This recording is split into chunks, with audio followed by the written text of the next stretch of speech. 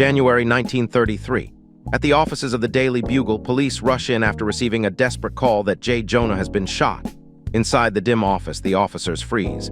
Standing before them is a masked figure with goggles. The police immediately recognize him as the Spider-Man, accusing him of shooting. The Spider-Man raises his hands, trying to tell them to take it easy and that it isn't what it looks like. But the police are on edge and order him to drop the gun. As they prepare to fire, the Spider-Man shoots a stream of dark webbing, blinding one of the officers.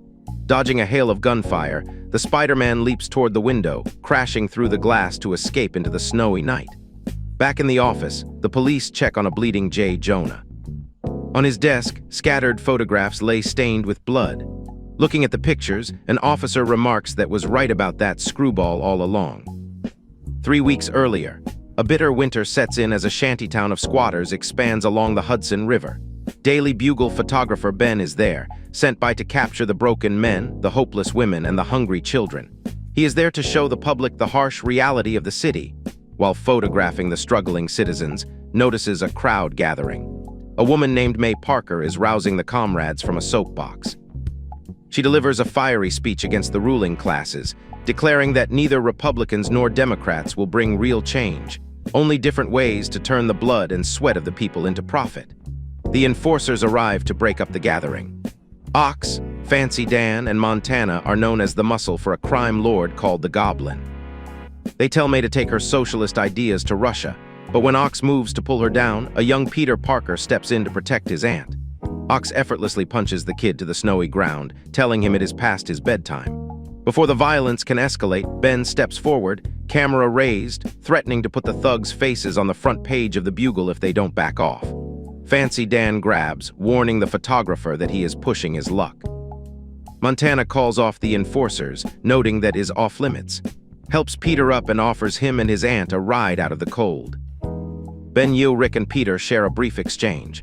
Peter expresses his frustration, believing the gangsters target them because they attack a corrupt system of banks and politicians. He believes this is the very system that had his uncle Ben killed. Intrigued by the boy's righteous anger, and perhaps wanting to show him the brutal reality of the world, Rick takes Peter to the hottest speakeasy in town, the Black Cat. They are greeted by the owner, Hardy, a woman Ben once asked to marry him. Rick sits Peter down with a drink and explains why the enforcers backed off earlier. He tells the kid that his dream of good guys and bad guys is an illusion. Rick points out the reality surrounding them in the club. Cops, the mayor of New York, and wealthy industrialists are all rubbing shoulders with the city's worst criminals. Rick explains that the Goblin is just a freelancer hired by the highest bidder to suppress people like Uncle Ben, while the politicians and police simply sit back and take a percentage. Norman Osborn, the Goblin, makes his grand entrance. With him is his gang of former circus freaks, including the animal trainer and the Vulture, a former carnival geek who used to bite the heads off chickens. Osborn approaches his table, recognizing Peter.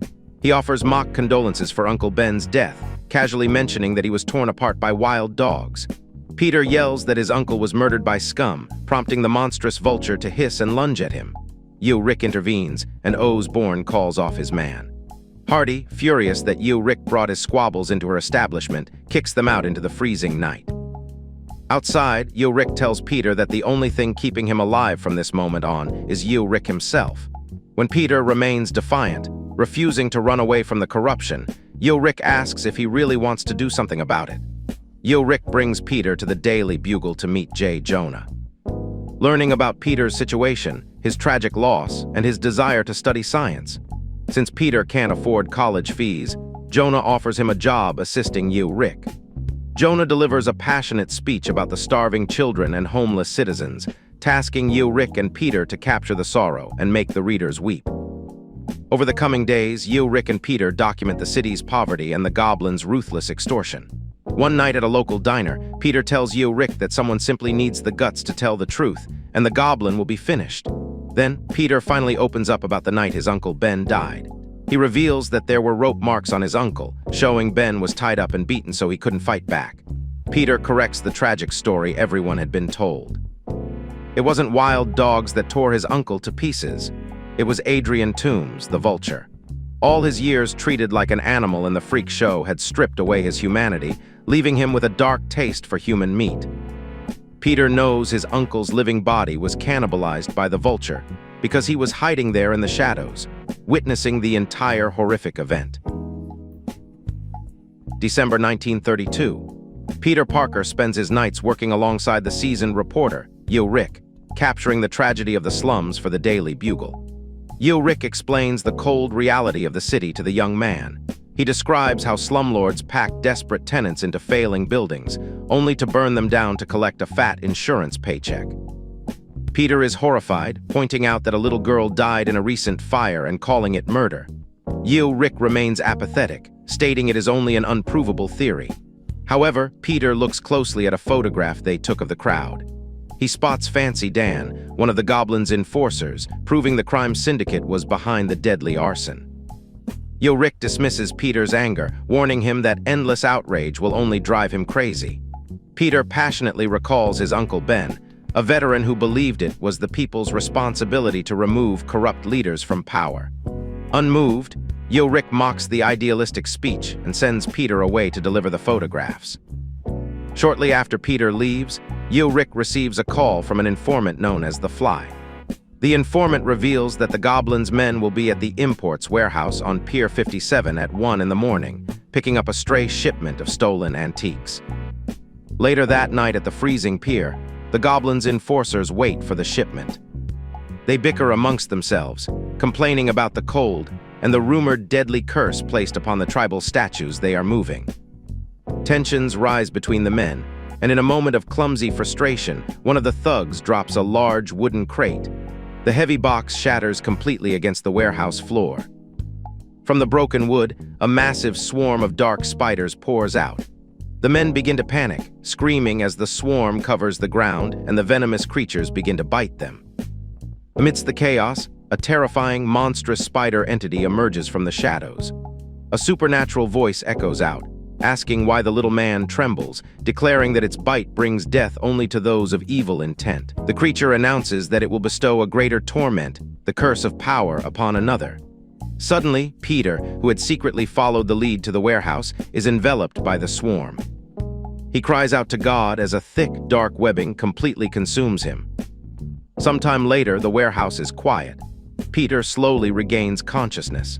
He breaks his way out of a thick cocoon of webbing, looking at his hands as he realizes he has survived, feeling a strange new power coursing through his veins. The following day, Rick arrives at Owl's Bourne Enterprises, a penthouse suite in downtown Manhattan. He confronts the untouchable crime lord, the Goblin, showing him the photograph of Fancy Dan at the scene of the fire. The Goblin smoothly lies, claiming the enforcer no longer works for him. To silence the reporter, the Goblin hands Rick $50. Rick accepts the dirty money, proving he is just as corrupt as the city. But just as the deal is made, the glass window violently shatters. A figure dressed in dark clothing crashes into the office. It is Peter, and he looks at his mentor with absolute disgust. He yells at Rick, calling him a drunk and a junkie, devastated that the Goblin bought him like a dog. Rick stutters, pleading with Peter to wait, but the young man is entirely heartbroken. Peter leaps back out into the snow, yelling that he never wants to see Rick's lying face again. The Goblin's men quickly draw their guns and fire, but Peter moves with impossible speed, effortlessly dodging the bullets as he vanishes into the winter storm. The Goblin calmly offers Rick a bonus to uncover the identity of the masked lunatic. The weight of Peter's words finally shatters Rick's cynicism. He drops the bribe, letting the money blow away in the freezing wind. He tells the Goblin he doesn't want his money anymore, declaring he is completely finished with him, and walks away. As Rick leaves, the Goblin coldly remarks that a man with nothing to lose is a dangerous thing. He instructs his men to hold their fire, knowing he must first secure the files Rick has been keeping on his criminal empire. Rick decides to finally do the right thing. He contacts his publisher, Jonah, promising him worthy evidence that will tie the Goblin to a dozen murders and endless rackets. Jonah realizes the grave danger and orders Rick to stay in his apartment until he arrives. Alone in his apartment, Rick pours a drink, finding peace in the fact that he is taking his life back. Suddenly, there is a knock at the door right after. Jonah gives Rick 2 fatal gunshots, silencing the reporter forever. Elsewhere in the city, entirely unaware of the tragedy, Peter sits quietly in his room. Looking at his Uncle Ben's service medals, he sews a dark uniform. Fueled by a new purpose and a strange new power, the Spider-Man is born. The masked vigilante swings through the snowy city. He reflects on his newfound powers, dismissing magic and insisting there must be a scientific explanation for his ability to shoot liquid silk after being bitten by a spider. He vows to use these abilities to bring down the goblin, knowing he cannot do it alone. He arrives at an apartment window to speak with Rick. Stepping inside, the vigilante finds the apartment completely destroyed. He looks down and reacts in horror as he finds Rick lying dead on the floor. Police officers arrive to investigate the ransacked room. Peter Parker sits quietly in the corner as the detectives rule him out as a suspect because he reported the crime. The officers show little sympathy, casually speculating that Rick was killed over his drug addiction or a bad write-up in the Bugle. As the police tell Peter he is free to go home, Peter silently realizes that the goblin is behind the murder. Across town, Osborn explodes in a violent rage, tearing through a newspaper and screaming at his men.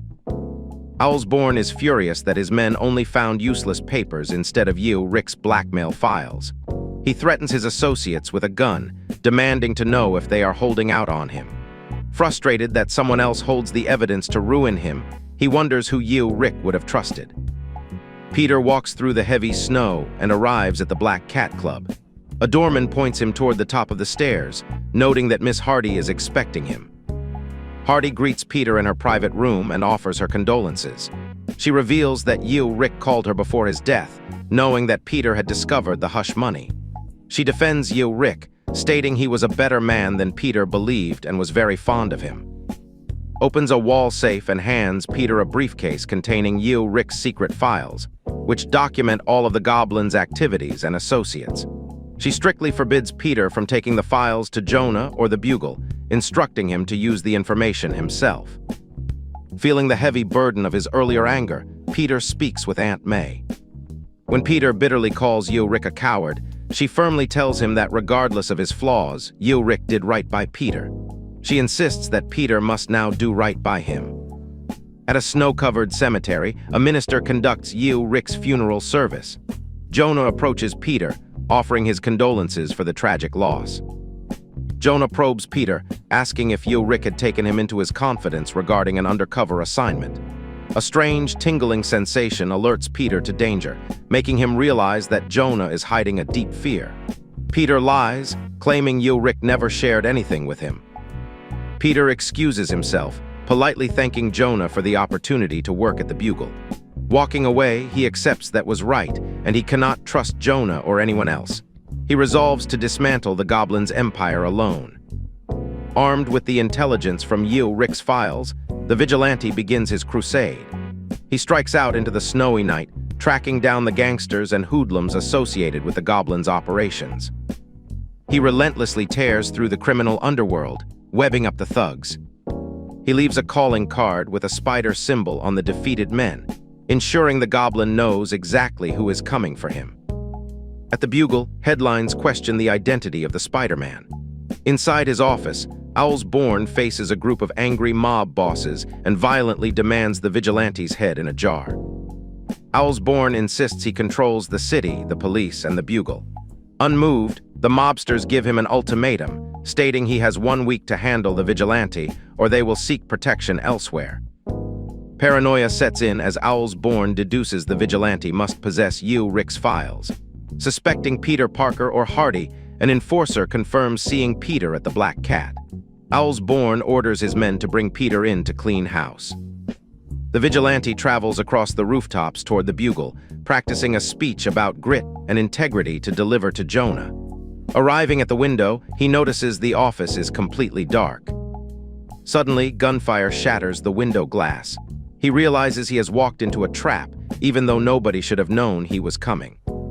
Dropping into the office, the vigilante discovers a bullet grazed him without causing pain. He turns on the light and finds Jonah slumped in a chair, bleeding and holding a gun. Jonah asks if he came to kill him, muttering weakly about a master of disguise before passing away. Armed police officers suddenly burst through the door, ordering the vigilante to freeze.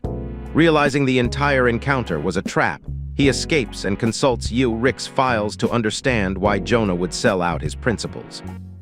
Searching through the dossiers of circus performers, the vigilante finds a file on a master of disguise named the Chameleon, realizing the dead man in the office was an imposter.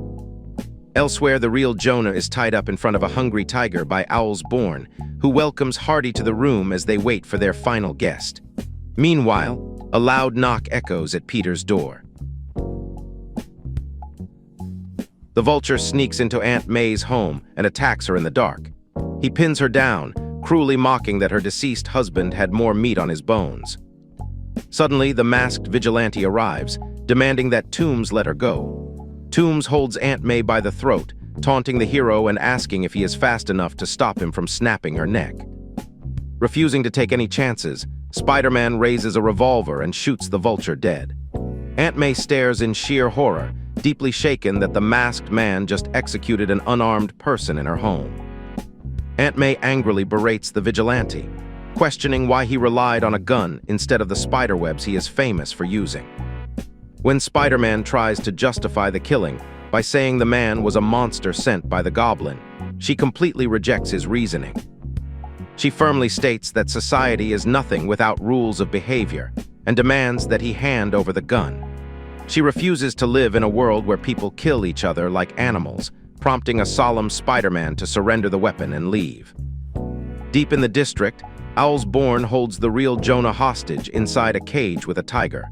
He confronts Hardy, accusing her of sending Spider-Man to assassinate the man sitting in Jonah's office. Ms. Hardy admits her involvement, confessing that she stole Rick's files and went to the office to shoot Jonah herself. She firmly believes the imposter got exactly what was coming to him for murdering Rick. Owl's Born reveals a shocking truth. The man she shot was actually the Chameleon, a master of disguise and Owl's Born's own half-brother. Furious over the loss of his family, Owl's Born vows that he cannot let her actions go unpunished. He grabs and forces her to look at a glass pit swarming with deadly spiders. He promises that she will be getting very cozy with the venomous creatures as soon as the Vulture returns with Peter Parker.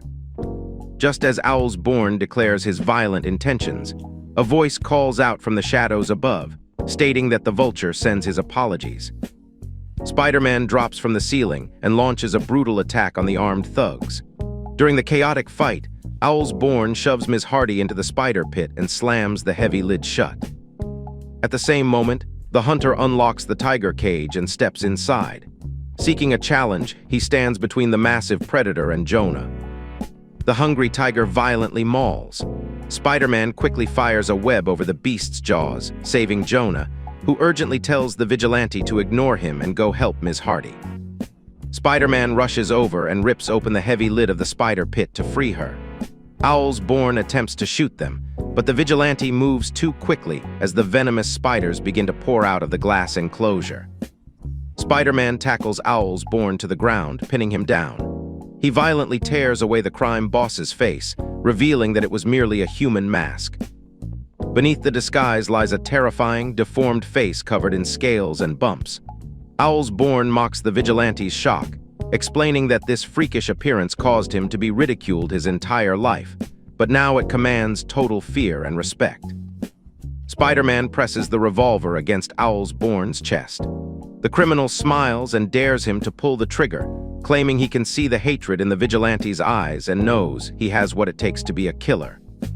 Spider-Man remembers Aunt May's heartfelt plea against acting like a wild animal. Refusing to become a murderer, he swiftly webs the barrel of the revolver just as Owl's Born pulls the trigger, causing the weapon to explode directly in the criminal's hand. Screaming in agony, a wounded Owl's Born scrambles away from the vigilante. He runs frantically into the shadows, shouting that nobody will ever put him in a cage. In his panic, Owl's Born blindly stumbles into a dark corner, right into the massive, crawling swarm of his own escaped spiders. The spiders completely overtake and consume Owl's Born as he screams for help. Spider-Man watches the villain's demise from a distance, wishing he could have been there to protect his Uncle Ben from the world's monsters just like he protected the others tonight. 2 months later, Yeo Rick's published files lead to sweeping corruption charges across the city. Ms. Hardy visits Peter to hand over some of Yeo Rick's belongings before leaving, while the city finally moves toward a brighter, safer future with Spider-Man continuing his silent watch.